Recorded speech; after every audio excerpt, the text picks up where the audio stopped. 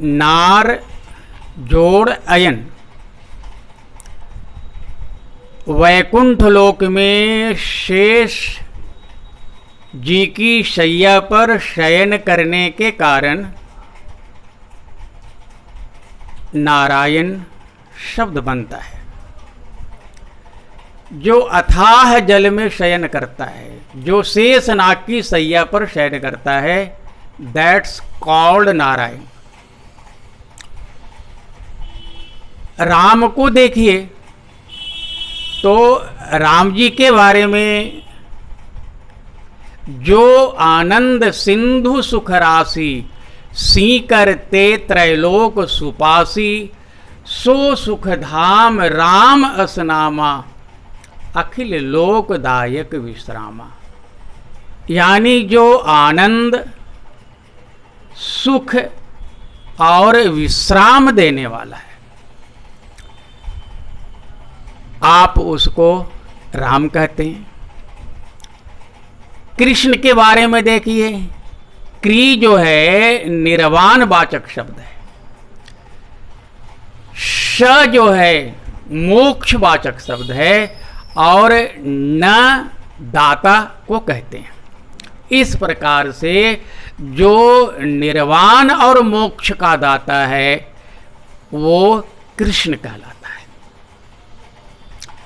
एक जगह लिखा हुआ है कर्षति इति कृष्ण, जो जीवों का कर्षण करता है, आकर्षण करता है, उसे कृष्ण कहते हैं। भागवत जी में लिखा हुआ है आसन्न वर्णाशयो यस्य ग्रहणतो अनुगतम तनुः। फिर लिखते हैं शुक्लो रक्तस्तथा पीतः इदानी कृष्णताम गतः। ये भागवत जी का श्लोक है। अब शंकर जी को देखिए, शम मने कल्याण, और कर मने करने वाला, कल्याण करने वाला। शिव का मतलब भी कल्याण, यानी जो कल्याण करता है जीव का, आप उसे शंकर कह सकते हैं, शिव कह सकते हैं। और जो जीव को निर्वाण और मोक्ष प्रदान करता है, आप उसे कृष्ण की संज्ञा देते हैं। जो जीव को आनंद प्रदान करता है, जो जीव को सुख प्रदान करता है, और अखिल लोक को जो विश्राम देता है, वो राम रूप में हम सब लोगों के बीच जाने जाते हैं। इन तीनों का जरा, चारों का जरा, नारायण, राम, कृष्ण और शंकर, इन चारों को देखिए, इनके नाम के अर्थों को देखिए, तो सभी अर्थों, सभी नामों में बहुत आपको समानता मिलेगी।